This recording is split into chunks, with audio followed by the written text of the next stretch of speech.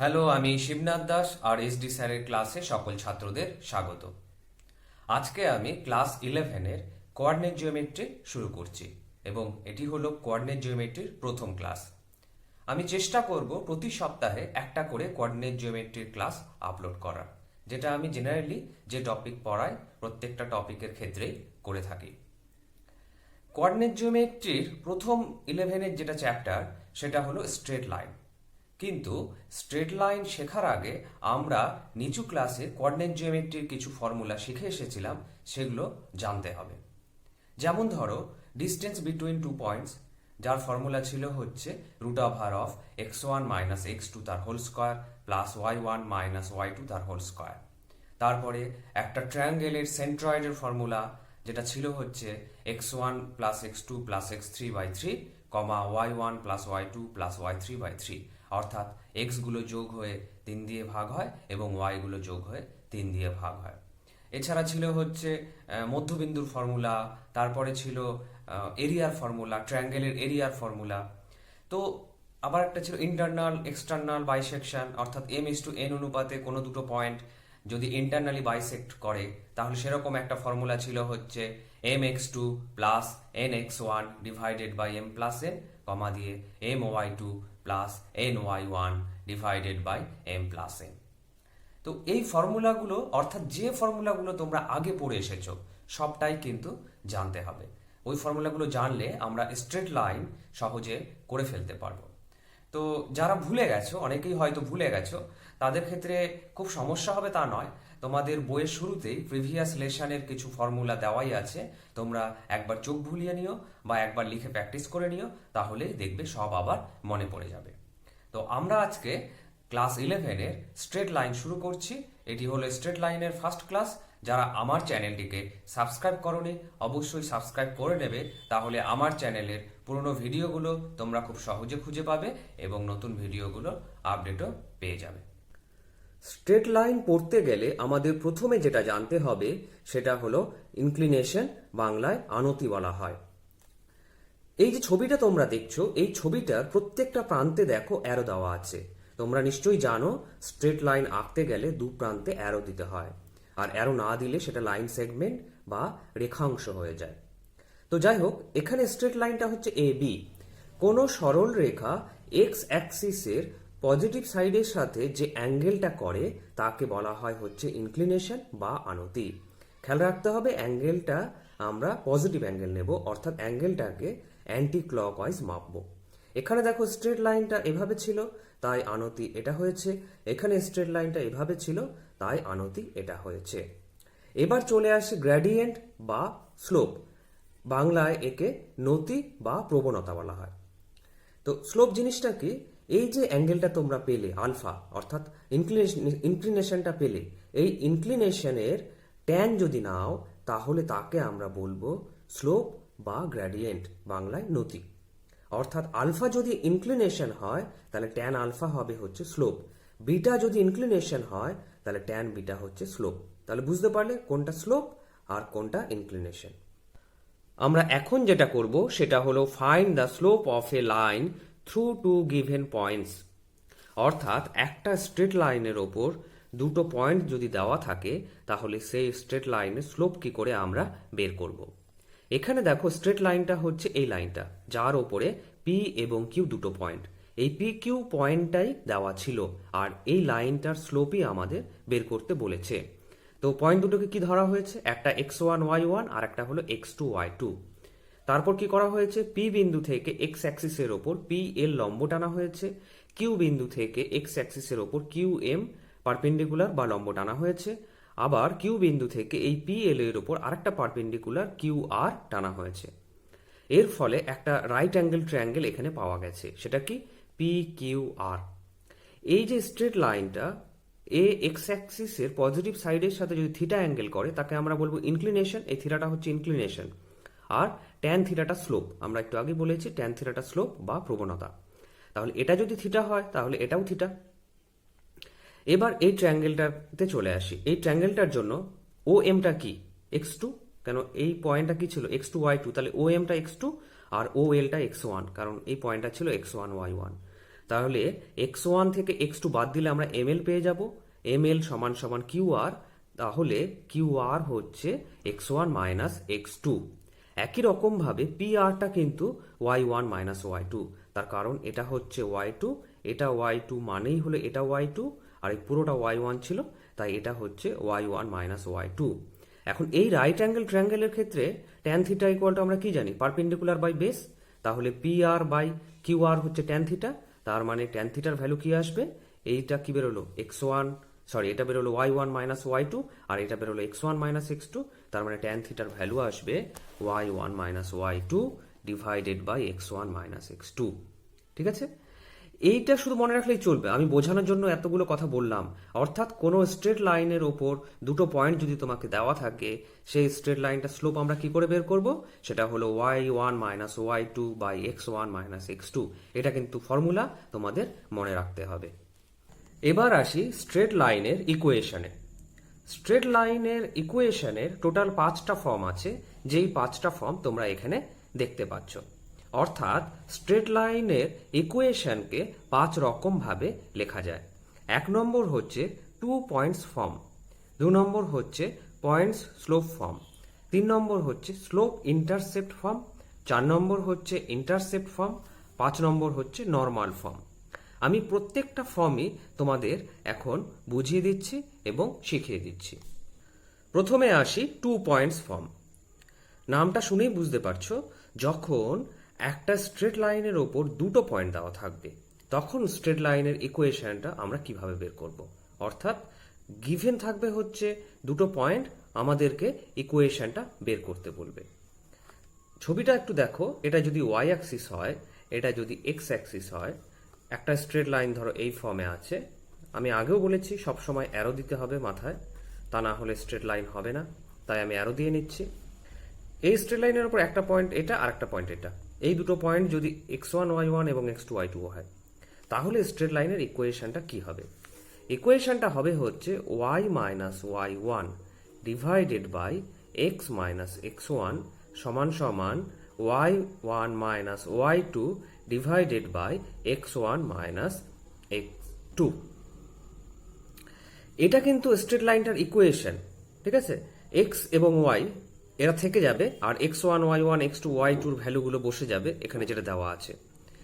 তোমাদের শুধু এটুকু মনে রাখলেই চলবে যে একটা স্ট্রেট লাইনের ওপর দুটো পয়েন্ট দেওয়া থাকলে স্ট্রেট লাইনের ইকুয়েশন হবে এটা। ঠিক আছে, এবার এটা কিভাবে আসলো সেই প্রশ্ন অনেকে করতে পারে। এটা ডিডাকশন তোমাদের টেক্সট বইয়ে করা আছে, তোমরা চাইলে দেখে নিতে পারো। আমি করলাম না, তার কারণ অনেকটাই সময় লেগে যাবে, আমি সময় বাঁচানোর জন্য ডিডাকশনটা দেখালাম না। তাহলে বিষয়টা তোমরা নিশ্চয়ই বুঝতে পেরেছো। আমাদের দুটো পয়েন্ট যদি দেওয়া থাকে, স্ট্রেট লাইনের ইকুয়েশন যদি বের করতে বলে, তাহলে এই ফর্মুলাটা ইউজ করব।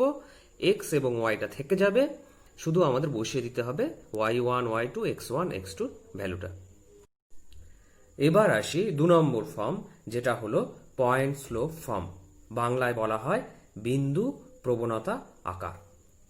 অর্থাৎ সরলরেখার ওপর একটি পয়েন্ট এবং সরলরেখাটার স্লোপ যদি দেওয়া থাকে, তাহলে সরলরেখার সমীকরণ আমরা কিভাবে বের করব। তোমরা এই ইকুয়েশনটা দেখো, এটা কিন্তু খেয়াল করে দেখো, স্লোপের ফর্মুলা ছিল।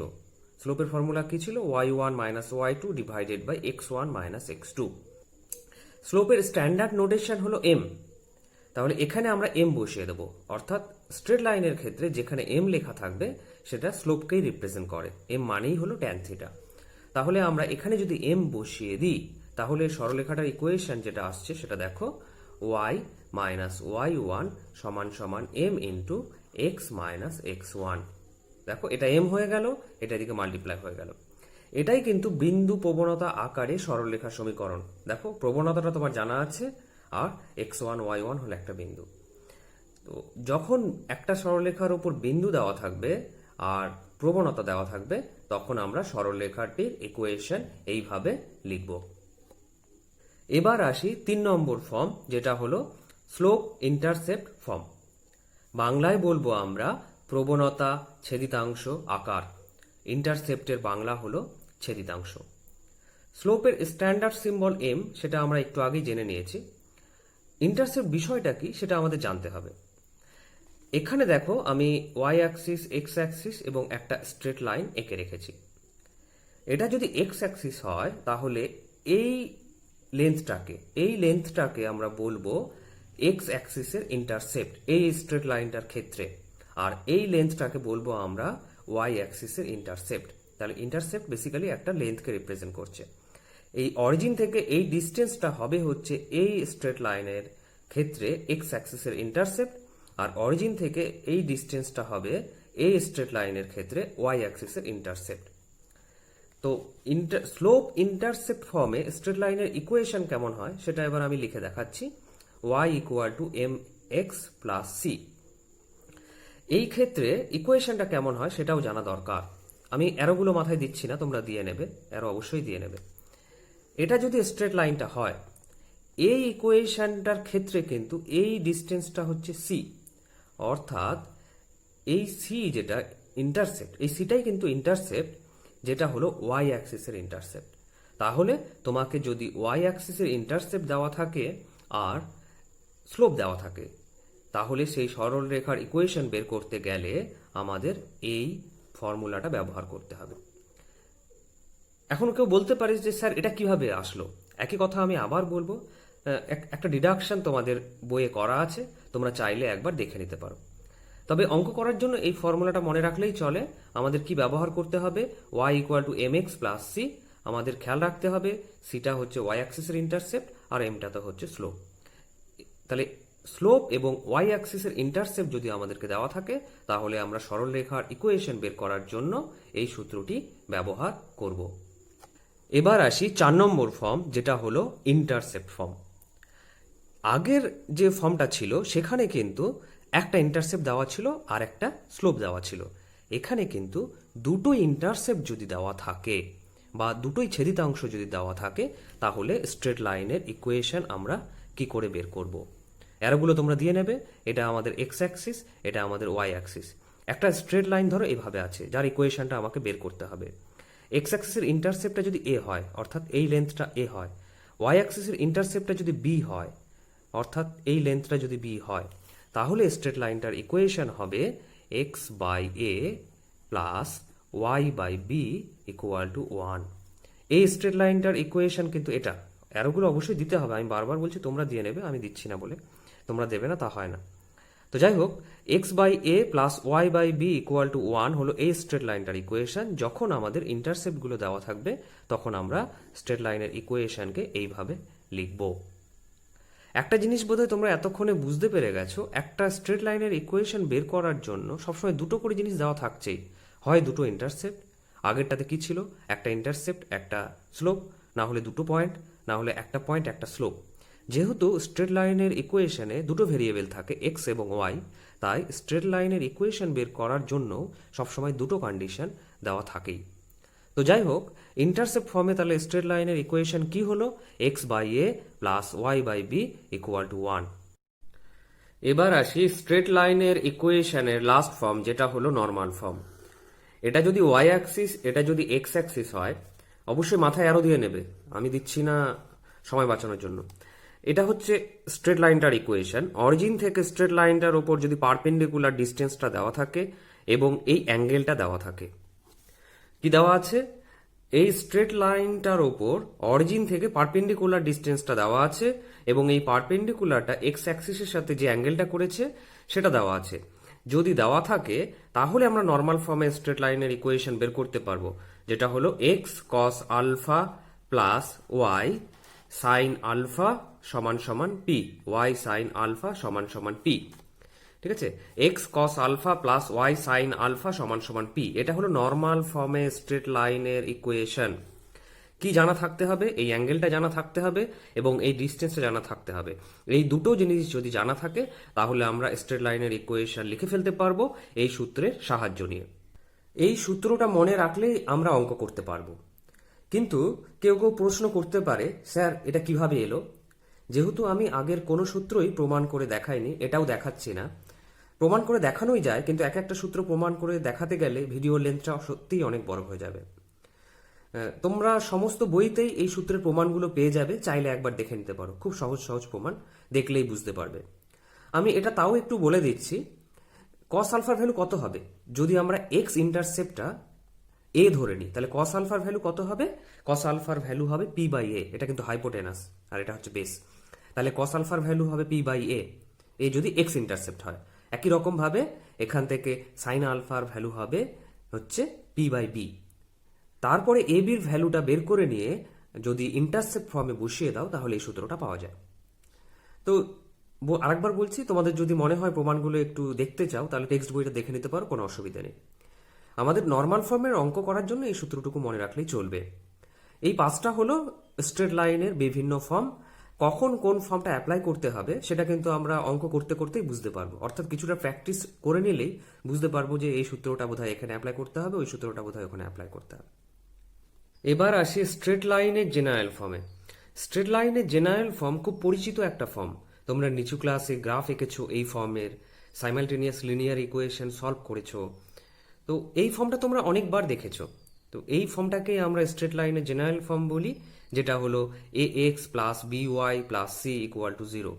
ফর এক্সাম্পল বলা যায় 2x plus 3y plus 5 equal to 0।